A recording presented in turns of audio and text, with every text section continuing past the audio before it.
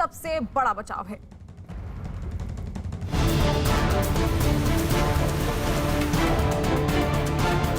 जब तक यहाँ पे आए तो कुछ अलग अलग चीज देखे तो बॉडी निकली, कोई बच्चे बचे।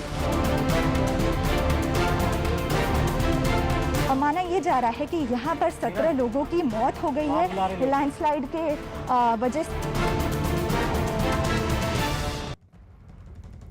मुंबई में एक बार फिर बारिश कहर बनकर बरसी। कल रात भर हुई तेज बारिश की वजह से मुंबई के 2 अलग अलग इलाकों में हादसे हुए, जिसमें कुल 21 लोगों की मौत हो गई।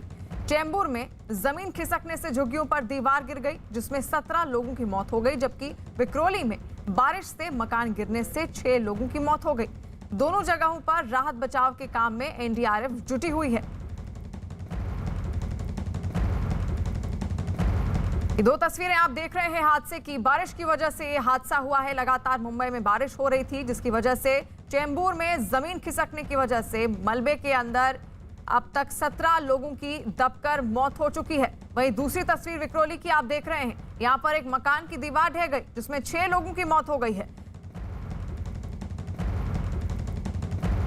पहले बात करते हैं चेंबूर की, जहां जमीन खिसकने से एक दीवार गिरी, जिससे बड़ा हादसा हो गया। बारिश की वजह से जो दीवार गिरी वो पास ही बनी झुग्गियों पर गिरी, जिसमें 17 लोगों की मौत हो गई। मलबे में दबे 21 लोगों को बचाया गया, जबकि कुछ लोगों के अभी भी वहां पर फंसे होने की आशंका जताई जा रही है। एनडीआरएफ के मुताबिक जो दीवार गिरी उसकी चपेट में 4 से 5 मकान आए। एनडीआरएफ की टीम वहां राहत बचाव के काम में जुटी हुई है।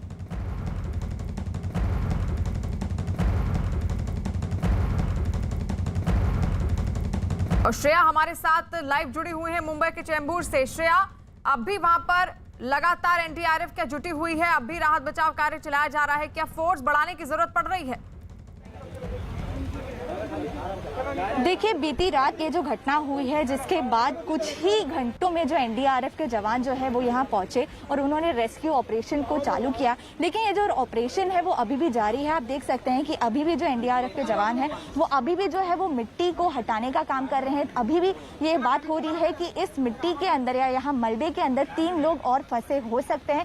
जो दूसरी तरफ की मैंने आपको तस्वीरें दिखाई थी, जहाँ पर जो दीवार गिरी थी, अभी कुछ समय पहले ही वहाँ पे एक जो शख्स की लाश है उसको निकाला गया, जिसका नाम गौतम बताया जा रहा है। साथ ही साथ वहां का रेस्क्यू ऑपरेशन तो हो गया है, लेकिन यहाँ पर जो रेस्क्यू ऑपरेशन है वो पूरी तरीके से जारी है। आप देख सकते हैं यहाँ पर कितने सारे जो एनडीआरएफ के जवान हैं वो मौजूद हैं, पुलिसकर्मी मौजूद है, और साथ ही साथ यहाँ के जो लोकल लोग हैं वो भी एनडीआरएफ की मदद कर रहे हैं। आप देख सकते हैं वो मिट्टी हटाने में जो लोग हैं वो एनडीआरएफ की मदद कर रहे हैं। अभी भी जो रेस्क्यू ऑपरेशन है वो जारी है, लेकिन जो धीमी धीमी बारिश हो रही है उससे जो रेस्क्यू ऑपरेशन है वो थोड़ा धीमा हो गया, क्योंकि मिट्टी गीली होने की वजह से उन्हें और ज्यादा जो है वो मेहनत करनी पड़ रही है। लेकिन अभी भी ये जो रेस्क्यू ऑपरेशन है वो पूरी तरीके से जारी है। अभी तक यहाँ पे जो लैंडस्लाइड हुआ है उसमें 17 लोगों की मौत हो गई है और 21 लोगों को सही सलामत बाहर निकाला गया है।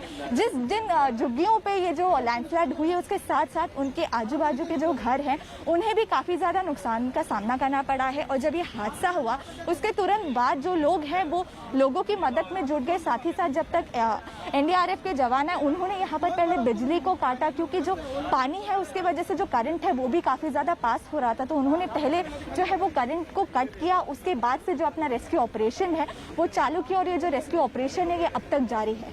बिल्कुल, तो आप जुड़े रहिए हमारे साथ। तो तस्वीरें आप देख रहे हैं चेंबूर से सामने आ रही हैं, किस तरह वहां पर एनडीआरएफ की टीम मौजूद है। लगातार लोगों को बाहर निकाला जा रहा है मलबे से, और अब तक ये खबर सामने आई है कि 17 लोग मलबे के नीचे दबकर उनकी मृत्यु हो चुकी है। मुआवजे का भी ऐलान किया गया है। जो मृतकों के जो परिजन हैं उनको ये मुआवजा दिया जाएगा, और जो घायल हैं उनको भी मुआवजा देने का ऐलान किया गया है। और श्रेया के पास हम फिर वापस लौटेंगे। श्रेया, मुआवजे का भी ऐलान किया गया है क्या? और अब तक तो 17 लोगों के वहां पर मृत पाए जाने की खबर है, क्या अब भी वहां पर लोग दबे हुए हैं? कितना वक्त हो चुका है रेस्क्यू ऑपरेशन को?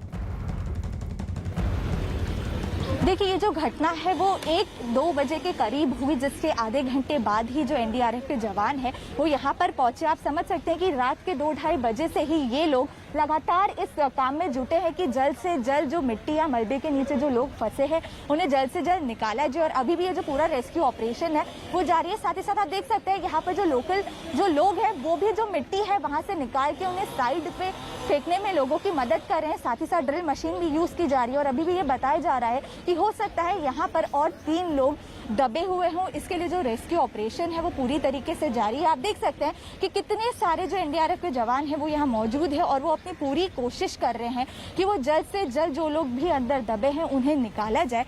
साथ ही साथ ये भी हो रहा है कि जो लोग मरे हैं उन्हें शायद कोई मुआवजा दिया जाएगा, लेकिन अब वो कितना होगा क्या होगा इसकी जानकारी अब तक हमें नहीं मिल पाई है। लेकिन जो पूरा रेस्क्यू ऑपरेशन है वो जारी है और काफ़ी हद तक इन्होंने जो है वो मिट्टी को हटाने का काम कर लिया है। लेकिन अभी भी मेरे हिसाब से कुछ घंटे और लगेंगे और जो कुछ लोग अंदर फंसे हैं उन्हें निकाला जा सकता है। जी बहुत शुक्रिया श्रेया।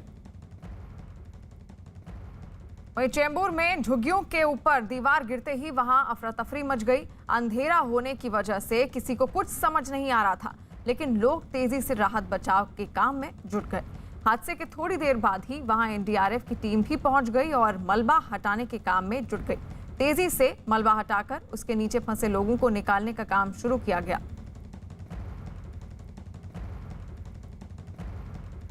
और ये 5 तस्वीरें आप देख रहे हैं किस तरह एनडीआरएफ की टीम वहां पर लोगों को बाहर निकालने की कोशिश कर रही है। अब तक 17 लोग वहां पर मृत पाए गए हैं, उनकी मौत हो चुकी है इस मलबे के नीचे दबने से। जो गांव वाले वहां पर मौजूद हैं, जो झुग्गी में रहते थे आसपास के लोग, वो भी एनडीआरएफ की टीम की लगातार मदद कर रहे हैं और काफी लंबा वक्त हो चला है यहाँ पर जो रेस्क्यू ऑपरेशन चल रहा है। अब भी आशंका जताई जा रही है कि मलबे के नीचे और भी लोग दबे हो सकते हैं।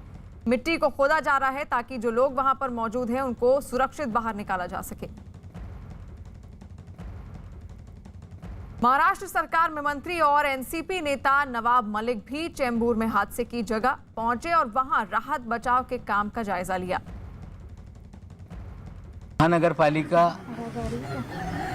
अग्निशमन दल के लोग और फिर बाद में एनडीआरएफ के लोग भी आए।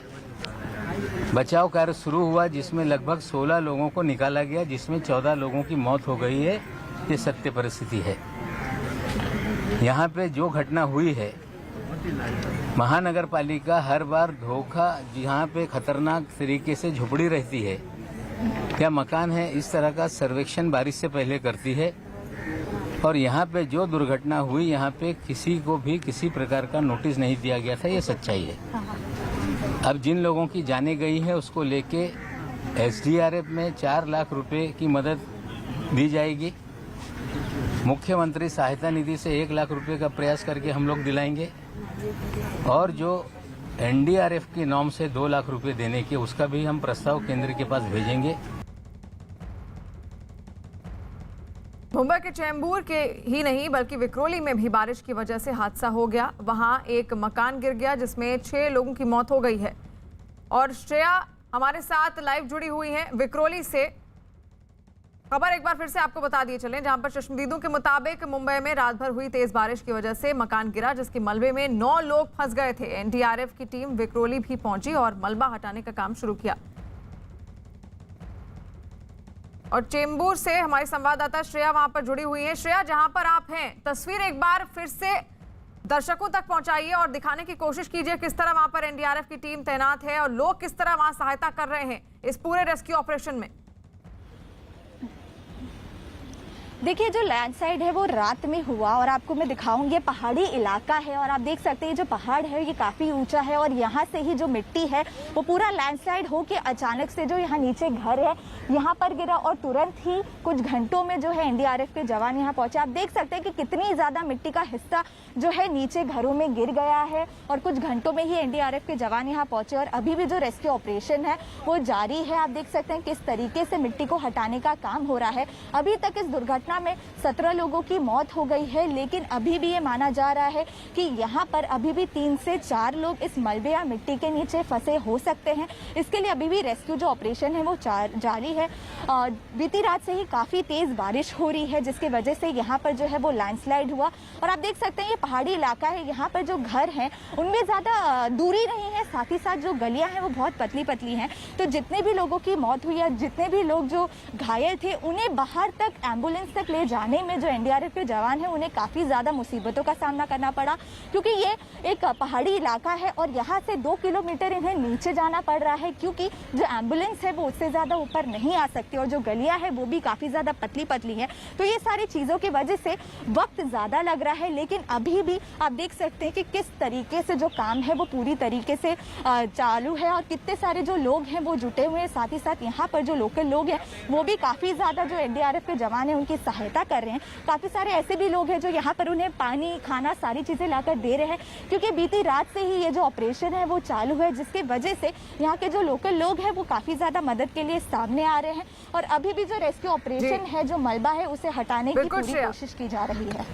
जी, मुंबई के चेंबूर ही नहीं, विक्रोली में भी बारिश की वजह से हादसा हो गया। वहां एक मकान गिर गया जिसमें 6 लोगों की मौत हो गई है। चश्मदीदों के मुताबिक मुंबई में रात भर हुई तेज बारिश की वजह से मकान गिरा, जिसमें मलबे में 9 लोग फंस गए थे। एनडीआरएफ की टीम विक्रोली भी पहुंची और मलबा हटाने का काम शुरू किया गया। मलबे से 3 शव निकाले गए हैं, जबकि अभी भी कुछ लोगों के दबे होने की आशंका जताई जा रही है।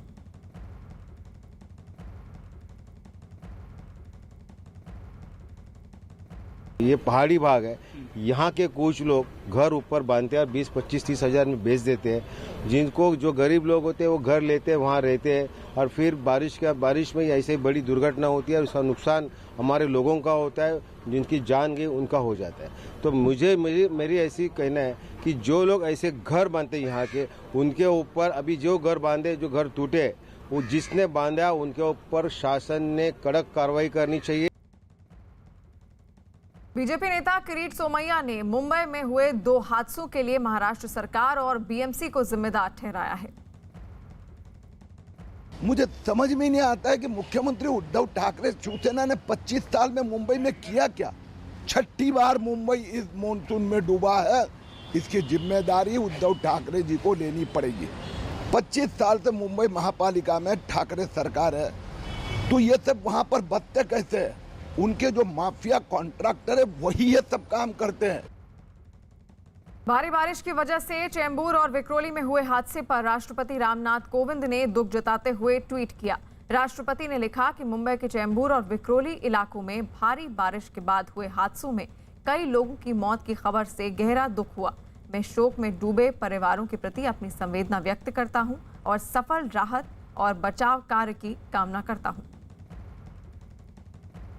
प्रधानमंत्री नरेंद्र मोदी ने मुंबई में हुए दोनों हादसों पर दुख जताया और ट्वीट कर लिखा कि मुंबई के चेंबूर और विक्रोली में दीवार गिरने से हुए हादसे में मरने वालों के प्रति दुख है। दुख की इस घड़ी में मृतकों के परिवार वालों के साथ संवेदना है। घायलों के जल्द स्वस्थ होने की कामना है। प्रधानमंत्री राष्ट्रीय राहत कोष से मरने वालों के परिवार को 2 लाख रुपए और घायलों को 50,000 रुपए मुआवजा दिया जाएगा। गृह मंत्री अमित शाह ने भी चेंबूर में हुए हादसे पर दुख जताया और ट्वीट किया। उन्होंने ट्वीट कर लिखा कि मुंबई के चेंबूर में हुए हादसे की हृदय विदारक सूचना से स्तब्ध हूं। इस हादसे में जिन लोगों ने अपने को खोया है उनकी इस अपूर्णीय क्षति पर गहरी संवेदनाएं व्यक्त करता हूं। ईश्वर शोक संतप्त परिजनों को ये दुख सहने की शक्ति प्रदान करे। पश्चिमी यूरोप में आई भीषण बाढ़ में अब तक 160 से ज्यादा लोगों की मौत हो चुकी है, जबकि सैकड़ों लोग लापता बताए जा रहे हैं, जिसके बाद अब बचाव कर्मियों के सामने लापता लोगों को खोजने की चुनौती खड़ी हो गई है।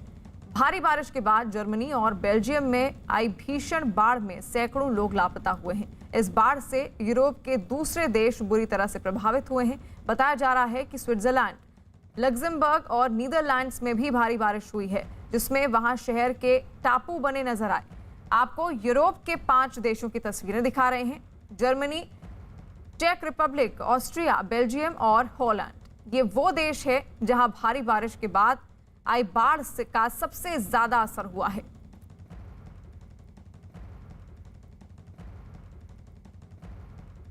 जर्मनी में बाढ़ से हालात इतने बिगड़ गए हैं कि वहां शहर की सड़कें नदियों में तब्दील हो गई हैं।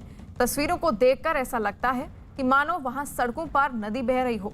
आसमान से बरसी इस आफत ने वहां लोगों की मुश्किलें बढ़ा दी हैं। जहां तक नजर गई वहां तक सिर्फ पानी ही पानी नजर आया। सड़कें, इमारतें, गाड़ियां, पेड़ सब पानी में डूबे नजर आए।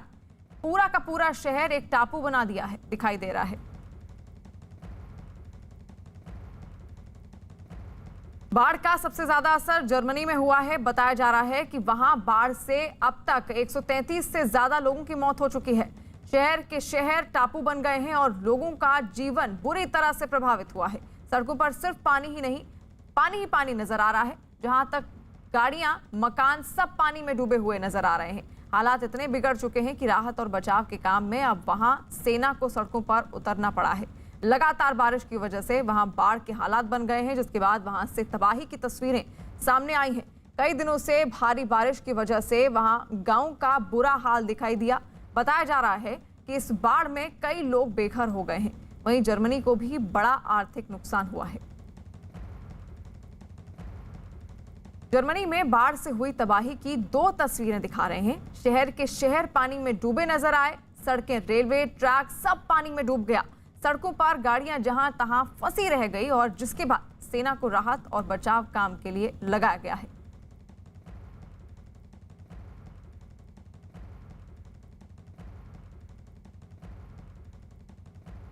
और तस्वीर आप देख रहे हैं कि किस तरह यूरोप का हाल है। आसमान से बरसी इस आफत का असर ऑस्ट्रिया में भी हुआ है। वहां से आई तस्वीरों में सड़कों पर सैलाब का सितम साफ दिखाई दिया। पानी के तेज बहाव में वहां सड़कों पर गाड़ियां पलटी नजर आई, जबकि सड़कों पर आया बाढ़ का पानी इतना तेज रफ्तार से बहता दिखाई दिया कि उसके सामने किसी को भी टिक पाना मुश्किल हो गया था। ये फर्क करना मुश्किल हो गया कि सड़कें कहाँ हैं और दरिया कहाँ हैं। लगातार हो रही भारी बारिश की वजह से वहां हालात ज्यादा बिगड़ गए हैं। इसके बाद प्रशासन ने लोगों को चेतावनी दी है कि वो अपने घरों में बने तहखाने में ना जाएं। राहत की बात यह है कि अभी तक ऑस्ट्रिया में बाढ़ से किसी की जान जाने की खबर नहीं है। यूरोप के देश चेक रिपब्लिक से भी डरा देने वाली तस्वीरें सामने आई हैं। वहां आए तेज तूफान और भारी बारिश के बाद हालात बद से बदतर हो गए हैं।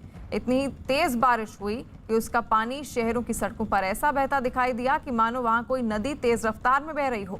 जहां तक निगाह जा सकती थी बस पानी ही पानी नजर आया। तूफान और बारिश की वजह से वहां कई इमारतों को भी भारी नुकसान पहुंचा है, जिसके बाद सड़कों पर इमारत का मलबा गिरा दिखाई दिया। और वहीं बारिश के मटमैले पानी ने लोगों के घरों तक दस्तक दे दी है। कई लोग पानी के तेज बहाव में फंस गए और सड़कें, कारें जहां की तहां खड़ी दिखाई दी। वहीं राहत और बचाव की टीम इन इलाकों में पूरी मुस्तैदी के साथ डटी नजर आई। जर्मनी की ही तरह बेल्जियम में भी बाढ़ से बुरी तरह प्रभावित है। बेल्जियम में बाढ़ से अब तक 20 से ज्यादा लोगों की मौत हो चुकी है। वहां के कुछ इलाकों में तो एक दिन में ही इतनी बारिश हो गई कि वहां नदियां उफान पर आ गई और उनका पानी किनारे तोड़कर बहने लगा। बाढ़ ने वहां ऐसी तबाही मचाई है कि सैलाब का पानी सड़कों पर इस तरह बहने लगा है, ऐसा लग रहा है कि वहां कोई पहाड़ी नदी बह रही हो। सामने आए एक वीडियो में पूरा का पूरा शहर पानी में डूबा हुआ नजर आया। सड़कों पर बह रहे पानी की लहरें इतनी तेज थी कि वो सामने आने वाले हर चीज को खिलौने की तरह बहाकर साथ ले जा रही थी। वहीं रिहायशी इलाकों में पानी भरने से लोग फंसे नजर आए। सामने आई कई तस्वीरों में कई मकान पानी में डूबे नजर आए, जिसके बाद बचाव कर्मियों की मदद से लोग सुरक्षित जगहों पर भेज दिए गए हैं।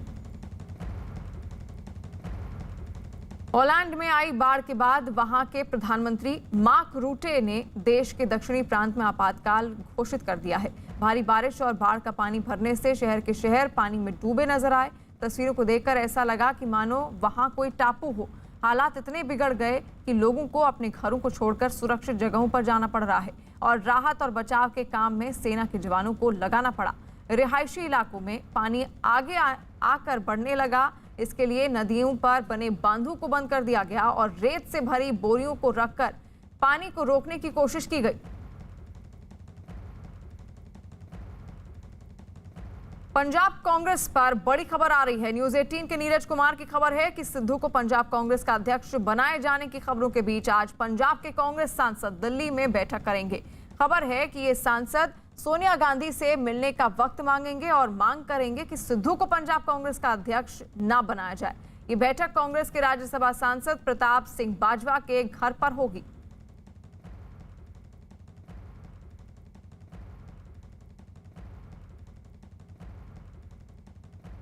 तो आपको बता दें कि अब कांग्रेस पंजाब के जितने भी सांसद हैं उनकी एक बैठक होगी और वो समय मांगेंगे सोनिया गांधी से उनके साथ मुलाकात करने की, और ये कहा जाएगा कि सिद्धू को अध्यक्ष ना बनाने की उनकी ये मांग होगी। लगातार काफी दिनों से पंजाब का ये पंगा हमको देखने को मिल रहा था। कल मुलाकातों का लगातार दौर देखा, जिस तरह तस्वीरें सामने आ रही थी, सिद्धू के चेहरे पर एक मुस्कान जरूर थी और यह भी कह दिया गया था कि उनको अध्यक्ष बनाया जाएगा, लेकिन अमरिंदर सिंह इससे खासा नाराज थे।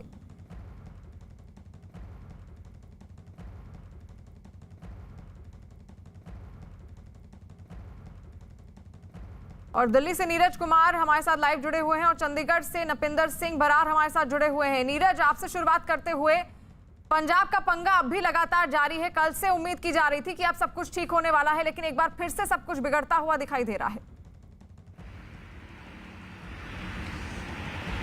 देखिए, कभी ठीक होता हुआ दिखता है, कभी बिगड़ता हुआ दिखता है। अभी फिलहाल बिगड़ा हुआ दिख रहा है, क्योंकि पंजाब कांग्रेस के अध्यक्ष पद पे नवजोत सिंह सिद्धू को बनाने की कवायद पार्टी आला कमान की तरफ से जो शुरू हुई है, उसके खिलाफ पंजाब कांग्रेस के सांसद अब से थोड़ी देर बाद यानी 1:30 बजे मुलाकात करेंगे प्रताप सिंह बाजवा के घर। प्रताप सिंह बाजवा पंजाब कांग्रेस के अध्यक्ष रह चुके हैं, मौजूदा में राज्यसभा के सांसद है और इनको माना जाता रहा कि अमरिंदर सिंह के राजनीतिक दुश्मन रहे। लेकिन कल उन्होंने मुलाकात किया, अमरिंदर सिंह ने इनको फोन किया था और उसके बाद दोनों की बातचीत हुई और अब कैप्टन से मुलाकात के बाद उनके भी सुर यानी प्रताप सिंह बाजवा के सुर बदले हुए। उनका कहना है कि राजनीतिक विचारधारा उनके दोनों के मतभेद हैं, कोई दुश्मनी नहीं है राजनीतिक तौर पे। लेकिन आपको याद होगा 2015 से 17 के बीच जब प्रताप सिंह बाजवा अध्यक्ष थे, तो 2017 के विधानसभा चुनाव से पहले अमरिंदर सिंह ने यह कोशिश की थी कि उन्हें अध्यक्ष पद से हटाया जाए और फिर अमरिंदर सिंह को अध्यक्ष बनाया गया था। लेकिन अभी मामला 2022 के विधानसभा चुनाव का है, उससे पहले नवजोत सिंह सिद्धू को अध्यक्ष बनाने की कवायद है। लेकिन पंजाब कांग्रेस के सांसद इसका विरोध कर रहे हैं और आज जब बैठक होगी 1:30 बजे तो मांग की जाएगी सोनिया गांधी से वक्त लेने के बाद ये कहा जाएगा कि आप नवजोत सिंह सिद्धू को अध्यक्ष न बनाएं, किसी और को बनाएं। जी, वही नवजोत सिंह सिद्धू को पंजाब कांग्रेस का अध्यक्ष बनाए जाने की खबरों के बीच मुख्यमंत्री कैप्टन अमरिंदर सिंह के करीब 4.5 साल बाद राज्यसभा सांसद प्रताप सिंह बाजवा से मुलाकात की। ये मुलाकात एक दिन पहले चंडीगढ़ में कांग्रेस के पंजाब प्रभारी हरीश रावत की कैप्टन से मुलाकात के बाद हुई है। न्यूज 18 के अरुण सिंह की खबर है कि हरीश रावत ने कैप्टन को सिद्धू को अध्यक्ष बनाए जाने के फैसले की जानकारी दे दी है। वहीं सिद्धू भी लगातार पंजाब कांग्रेस के बड़े नेताओं और कैप्टन की कैबिनेट में शामिल मंत्रियों से मुलाकात कर रहे हैं। और निपिंदर हमारे साथ जुड़े हुए हैं। निपिंदर, अब जो ये मुलाकात होने वाली है, समय मांगा जाएगा सोनिया गांधी से, जो भी कांग्रेस सांसद हैं, कहीं ना कहीं सिद्धू को लेकर काफी नाराजगी है पार्टी के अंदर। ये तस्वीर जो अभी तक हमारे सामने आई, इससे यही हम क्या संकेत, यही इशारा कर रही है? देखिए, साफ तौर पर कहानी ये है कि ये सभी नेता वो लोग हैं जिन्हें लगता था कि शायद अब हमारा नंबर आएगा, शायद अब हमारा नंबर आएगा।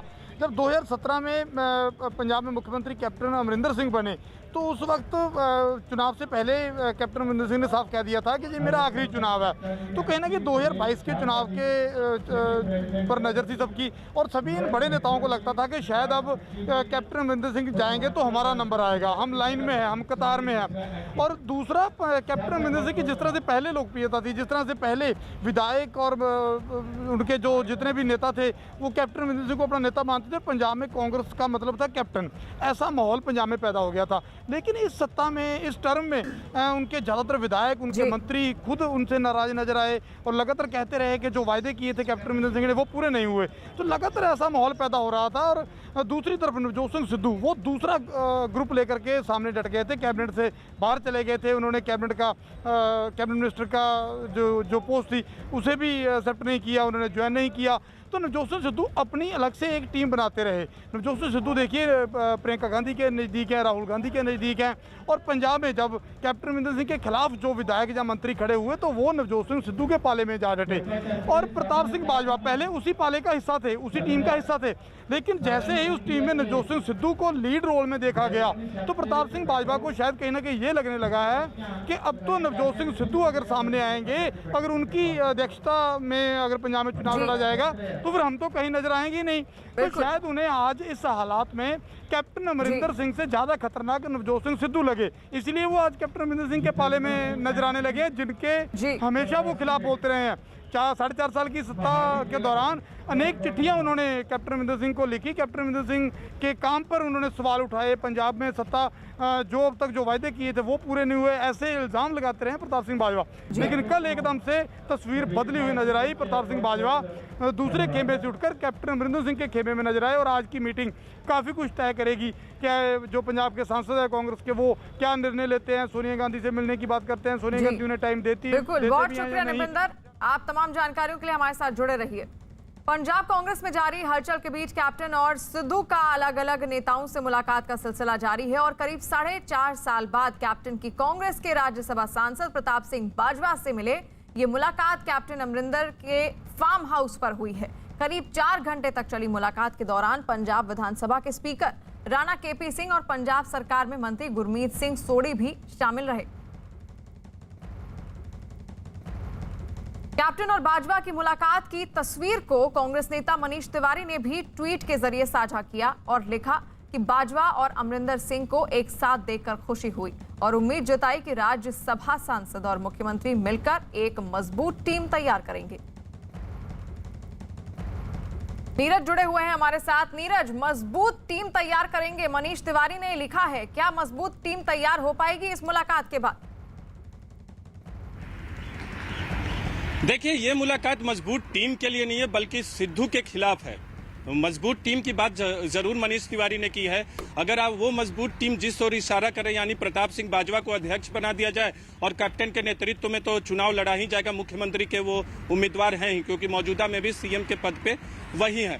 जो जिस टीम की बात कर रहे हैं वो टीम तभी बनेगी जब सिद्धू को अध्यक्ष न बनाया जाए। उसके लिए फिर से कवायद शुरू करनी होगी कि क्या प्रताप सिंह बाजवा को अध्यक्ष बनाया जा सकता है, लेकिन ये इतना आसान नहीं होगा, क्योंकि पार्टी आलाकमान प्रियंका गांधी नवजोत सिंह सिद्धू के पीछे खड़ी हैं। उन्होंने ही नवजोत सिंह सिद्धू को पंजाब की सियासत में यहाँ तक पहुँचाया है कि आज की स्थिति में नवजोत सिंह सिद्धू सीधे का सीधे मुकाबला कर रहे हैं कैप्टन से। तो कैप्टन का जो कद है उस पर तो बिल्कुल पार्टी के अंदर भी थोड़ी नाराजगी बहुत जरूर है, जैसा कि हमारे सहयोगी भी बता रहे थे कि पिछले 5 साल में चाहे पार्टी विधायकों की बात करें या कुछ पार्टी नेताओं की बात करें या लोगों की भी बात करें, सरकार से और कैप्टन से नाराजगी जरूर है। एंटी इनकम्बेंसी सरकार से होता है, 5 साल की सरकार आप चलाते हैं तो पार्टी के अंदर भी और पार्टी से बाहर आम लोगों में भी।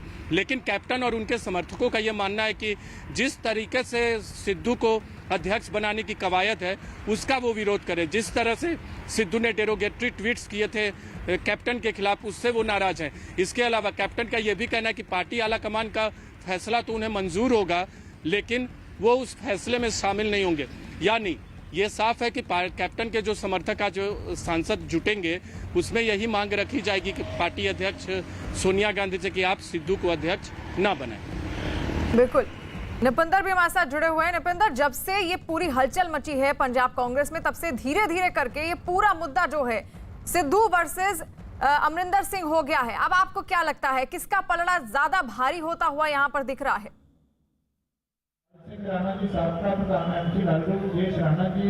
देखिए, ये बड़ा कठिन सवाल आपने पूछा है कि किसका पलड़ा भारी, क्योंकि दिन में अलग अलग मीटिंगें होती हैं। एक मीटिंग नवजोत सिंह सिद्धू की होती है, दूसरी मीटिंग कैप्टन अमरिंदर सिंह की होती है।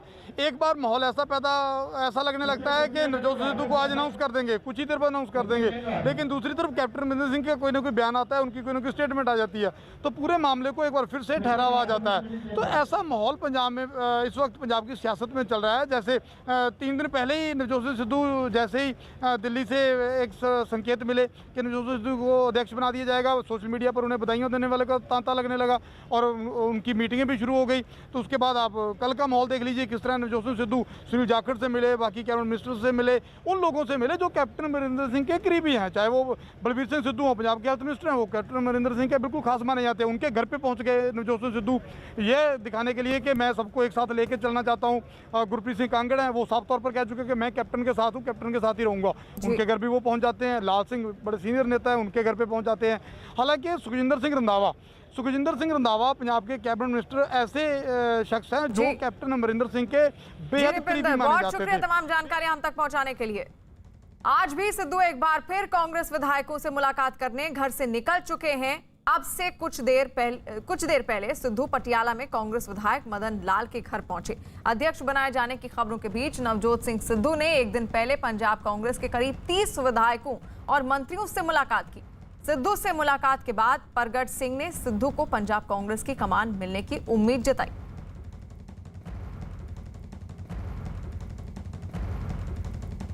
अच्छी बात है, हमारी पार्टी के एमएलए हैं तो ऐसी कोई तय है कि सिद्धू साहब बनेंगे। और यार ये तो बेसिकली हाई कमांड का प्रेरोगेटिव है, हमारा प्रेरोगेटिव नहीं है। क्या लगता है आपको कि सब राजी हैं, सब जो जिस तरह से बातें आ रही हैं? मेरा ख्याल माहौल तो अच्छा है, आपको भी, क्योंकि आपको फीडबैक ज़्यादा आती है, हमसे भी ज़्यादा आती है। लेकिन आपको लगता है कि कहीं ना कहीं कैप्टन साहब की लॉबी से थोड़ा सा टाइम लग रहा है या नहीं पता नहीं, ये तो कैप्टन साहब ही बता सकते हैं। लोग सुनना चाहते हैं भी कब तक हो जाएगा। यार देखो, मैं तो कोई हाई कमांड नहीं हूँ, मैं तो एक एमएलए हूँ और एमएलए की हैसियत से मैं, आपके तो दोस्त हैं ना? नहीं दोस्त है, मैं देखो इनको भी नहीं पता है अच्छा। कि कब जो है। लेकिन कांग्रेस रेडी है इसके लिए कि आए? देखो जो माहौल बना है उसके हिसाब से तो लग रहा है कि नवजोत जी आएंगे, लग रहा है सर। कैप्टन अमरिंदर सिंह बहुत सत्कारयोग ने, सीनियर ने, ਸਾਡੇ ਮਾਂ ਪਿਓ ਨੇ ਸਾਰਿਆਂ ਦੇ। ਫਿਰ ਮਹਾਰਾਜਾ ਪਟਿਆਲਾ ਵੀ ਨੇ। ਮਹਾਰਾਜਾ ਨੂੰ ਬਹੁਤ ਕੁਝ ਲੋਕ ਕਹਿ ਦਿੰਦੇ ਸੀ, ਇਹਨਾਂ ਦਾ ਦਿਲ ਵੱਡਾ ਹੋਣਾ ਚਾਹੀਦਾ, ਮਹਾਰਾਜਾ ਦਾ ਦਿਲ ਵੱਡਾ ਹੋਣਾ ਚਾਹੀਦਾ। ਇੱਕ ਭੁਪਿੰਦਰ ਸਿੰਘ ਦੇ ਪਰਿਵਾਰ ਚੋਂ ਆ, ਇਹ ਵੱਡੇ ਇਸ ਰਿਆਸਤ ਦਾ ਪੂਰੇ ਦੁਨੀਆ 'ਚ ਨਾਇਕ ਆ ਪਟਿਆਲਾ ਰਿਆਸਤ ਦਾ। ਇਹਦਾ ਬਹੁਤ ਵੱਡਾ ਦਿਲ ਆ, ਇਹਨੂੰ ਗਲੇ ਲਾਉਣਾ ਚਾਹੀਦਾ। ਇਹ ਮਾਫੀਆਂ ਦਾ ਛੋਟੀ ਗੱਲ ਆ, ਜਦੋਂ ਬੰਦਾ ਘਰ ਚੱਲ ਕੇ ਆ ਜੇ ਉਹ ਸਾਰਾ ਕੁਝ ਮਾਫ ਹੀ ਹੁੰਦਾ।